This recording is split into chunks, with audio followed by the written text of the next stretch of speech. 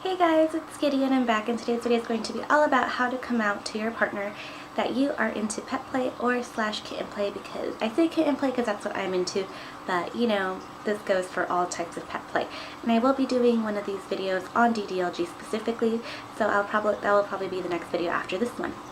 So yeah, alright, so first, I had filmed this video once before and it was okay. I only talked about one method of coming out to your partner, which I will still talk about here, but I guess first things first, I'm a sort of disclaimer.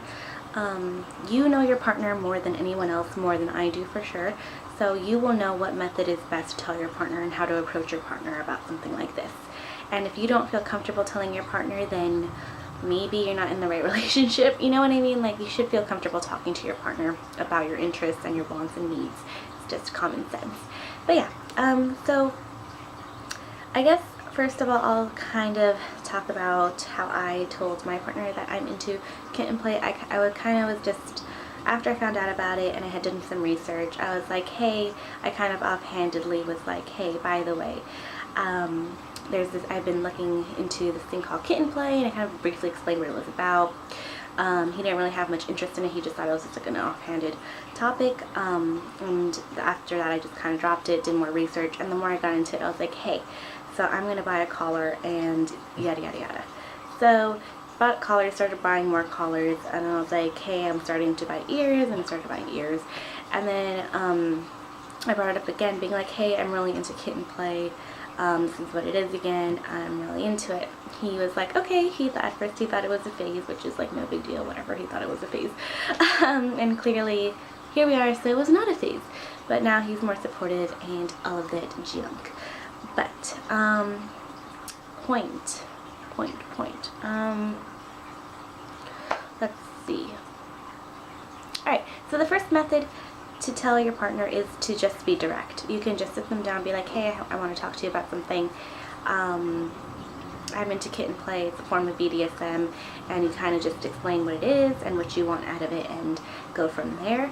The direct method is, you know, very direct, it's to the point, and you just tell them what you want out of it, and then you can guide him into doing more research and all of that fun stuff.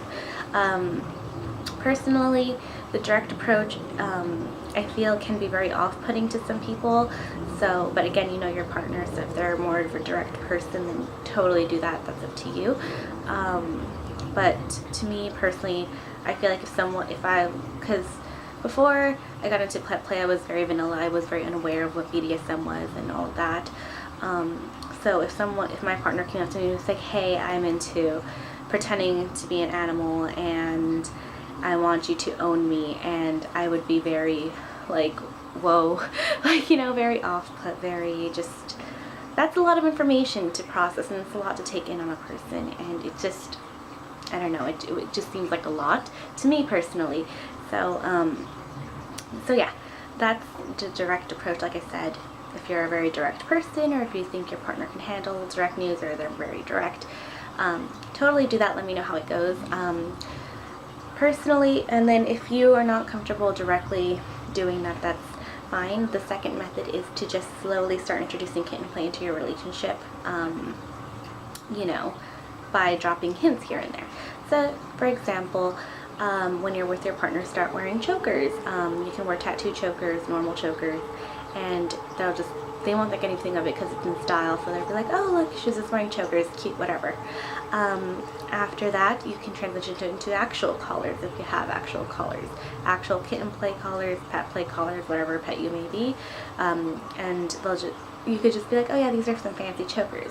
And they won't think anything of it because you were already wearing chokers to begin with. They're like, oh, now you're just getting into more fancy, schmancy chokers.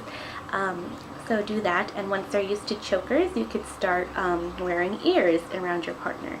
You can start with 2D ears, like the ones they sell at Hot Topic, eBay, Amazon, anywhere, any of the wire ones, or lace ones. Those are great starter ears. So start wearing that around them and just be like, oh, I like, you know, wearing cat ears, I think they're cute, and since they are kind of like in style thanks to Ariana Grande, and their cat ears are very easy to cut. Cat ear headbands are very easy to come by nowadays, so it's not like a big deal. And then once they're used to that, you can start transitioning into fluffy ears like this. They're fluffier, and just be like, okay, well, that's where it's starting to get a little bit more obvious. But you could just say, oh, I just, I like wearing cat ears, and just be like, look how cute these and realistic these are, and yada yada yada. And then once they're used to you doing that, that's when you can start acting like a kitten, for example. So you can start meowing at them, you can start being very playful, nibbling on them. You can do whatever your kitten side is. I can't speak for everyone, so I don't know what that is. But you can start introducing little bits and pieces of your kitten space around your partner. And most guys will think it's cute, so it's like, whatever, not a big deal. And then once you're comfortable doing all of that, you can sit them down and be like, hey, I'm into this thing called kitten play. It's a part of the BDSM.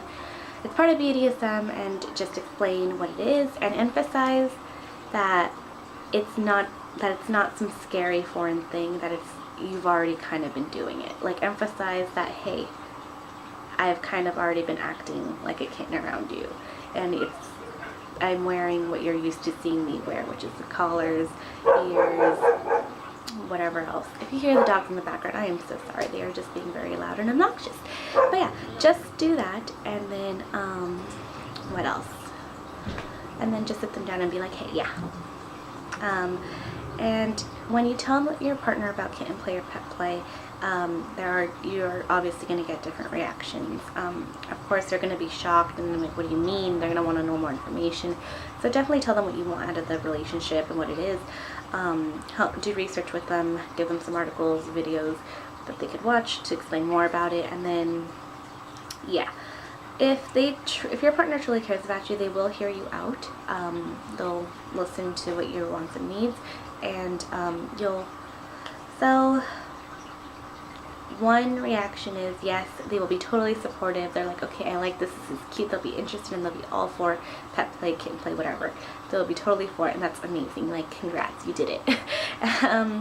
A second reaction is they'll just be completely like off-put about it. They are just thinking you're weird, or it's weird, and they want nothing to do with it. They're super vanilla. They don't want to have anything to do with BDSM,